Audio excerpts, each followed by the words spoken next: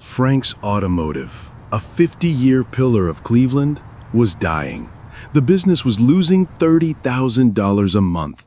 Every engine they fixed, every tire they changed only deepened the financial hole, a silent hemorrhage that threatened to erase half a century of legacy. The solution wouldn't come from a $100,000 bank loan, nor from a shiny new diagnostic machine. It would come from a $350 purchase and a counterintuitive secret hiding in the customer's greatest fear, an idea that would turn distrust into their most valuable asset. This is the story of how that single insight not only stopped the bleeding, but doubled the shop's profits in 18 months, turning it into a $2 million a year powerhouse. The shop's story didn't begin on a profit and loss statement. It began with a moment. A moment 30 years earlier, when Frank's father, a man whose life was etched into the lines of his grease-stained hands, handed a young Frank a single key. They stood in the middle of the shop floor, the smell of oil and steel hanging in the air like incense. His father looked out at the sign, where the family name was painted in bold, red letters. "That sign out there," the old man said, his voice steady, "has our family name on it. That's not paint. That's a promise. You don't ever do anything to break that promise." For Frank, this wasn't a business.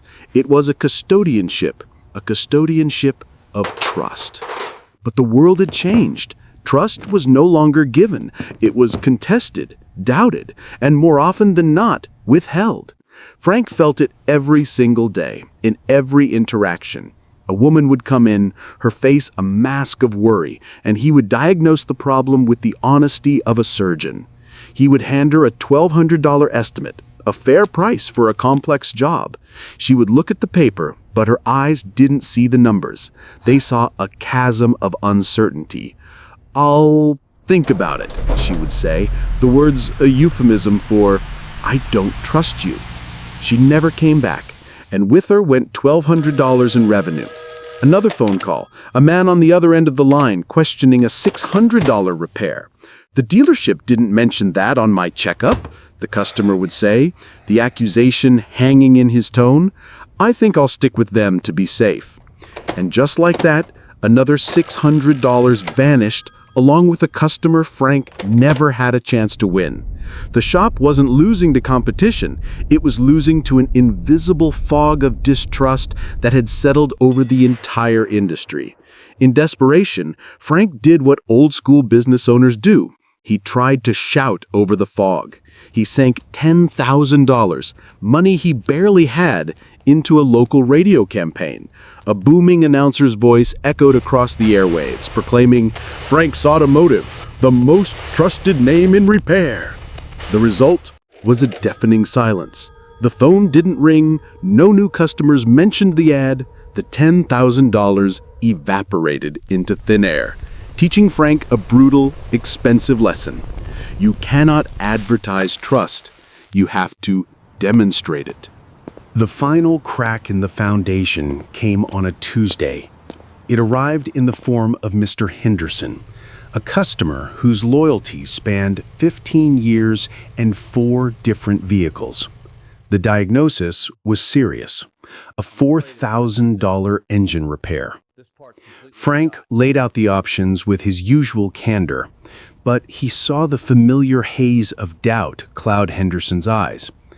The older man shuffled his feet, avoiding Frank's gaze. "It's nothing personal, Frank," Henderson said, his voice low. "It's just, that's a lot of money. I need to be sure." He said he was taking the car to the dealership, not for a better price, for certainty. The departure of a loyalist was a deeper wound than the loss of a dozen new customers. It was a vote of no confidence that echoed with finality. That night, the fluorescent lights of the small office cast long shadows, making the empty space feel like a tomb. Frank sat at his desk, staring not at a balance sheet, but at a foreclosure notice. The numbers on the page were a death sentence. His 27-year-old daughter, Maya, who had come home with a marketing degree to try and help save the family legacy, stood in the doorway. She held up her laptop. "Dad, look at the data," she started, her voice gentle but firm. "Our online reviews are good, but our engagement is zero. We're invisible." Frank looked up, his face a portrait of exhaustion and defeat. He waved a dismissive hand, the gesture heavy with the weight of the day. "Data," he snapped, his voice cracking. "I lost a man who's trusted me since you were in middle school. This business was built on handshakes, not hashtags." "His handshake didn't stop him from walking out that door," Maya retorted, her own frustration finally boiling over. "The world has changed. People don't trust words anymore, Dad. They need proof." Frank slammed his fist on the desk, the sound swallowed by the cavernous silence of the garage. He was done fighting a war he no longer understood. "It's over," he said, the words tasting like ash. "I'm calling the broker tomorrow. I'd rather sell this place than tarnish my father's name by running it into the ground." The dream was officially dead. The promise, he believed, was broken. Maya left the office that night with her father's words ringing in her ears. She felt the weight of 2 generations of legacy resting on her shoulders, about to crumble into dust. She sat in her apartment, scrolling aimlessly on her phone, seeking a distraction from the suffocating sense of failure. Then, an algorithm presented her with a video.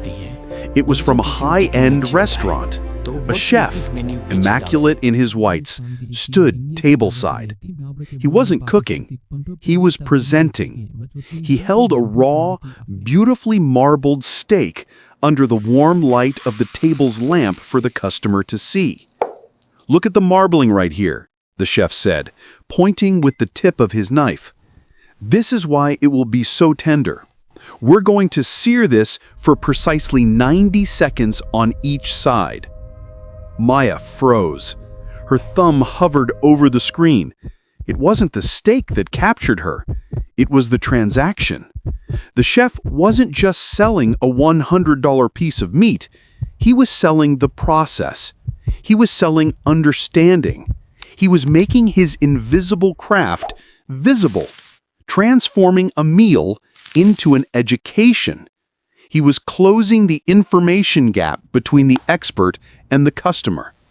And in that instant, a lightning bolt of clarity struck her. It was a profound, earth-shaking realization of their fatal mistake. They had been trying to sell trust, a vague and unprovable concept. But the chef, he was selling clarity. And clarity creates trust as a byproduct.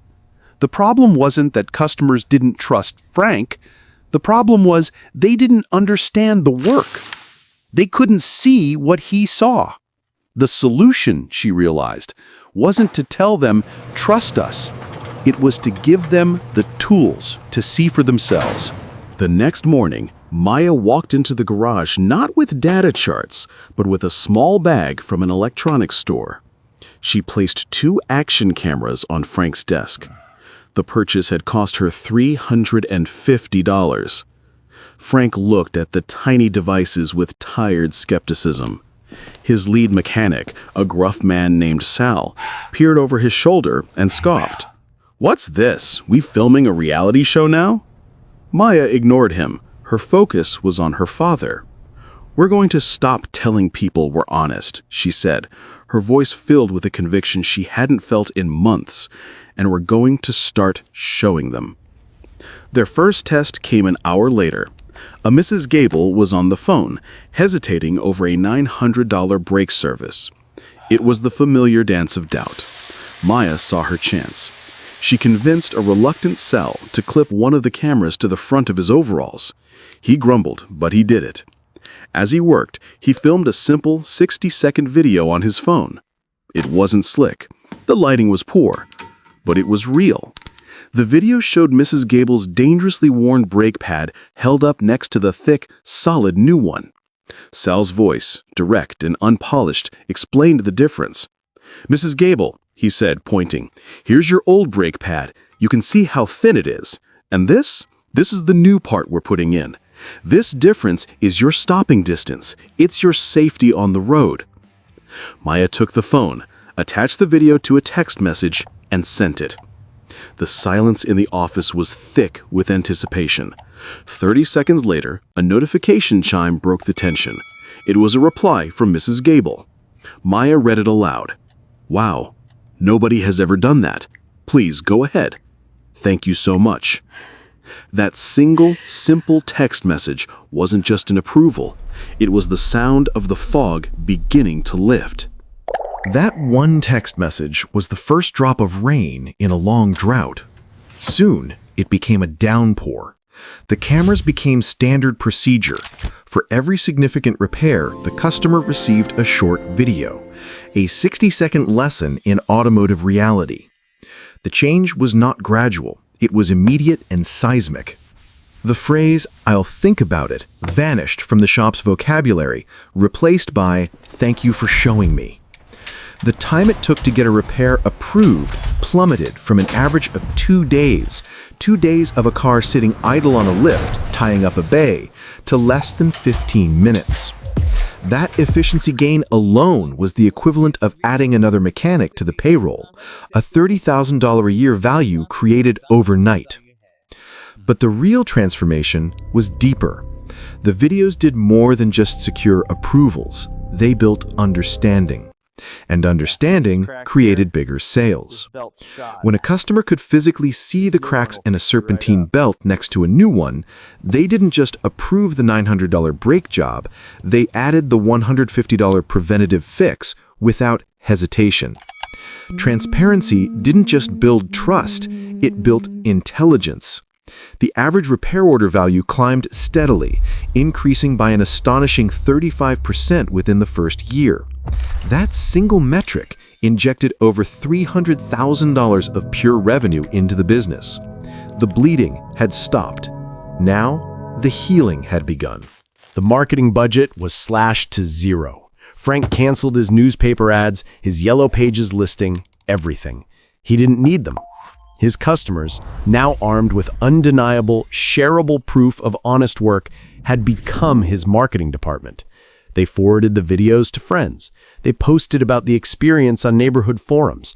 "You have to go to Frank's," the new gospel went. They actually show you the problem. The shop was no longer just fixing cars. It was selling certainty in an uncertain world. It had weaponized transparency. 18 months after Maya walked in with those 2 small cameras, Frank's Automotive was unrecognizable. It was no longer a business on the brink of collapse. It was a thriving $2 million enterprise with a 6-month waiting list for non-emergency work. The profits had not just recovered, they had doubled. One evening, Frank was standing in the office, looking over a financial statement that felt like a dream.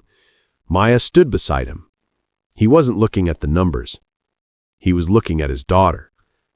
He thought back to the promise his father had made him swear to uphold. He realized he had misunderstood it all along. The legacy wasn't about preserving the shop exactly as it was. It was about preserving the promise.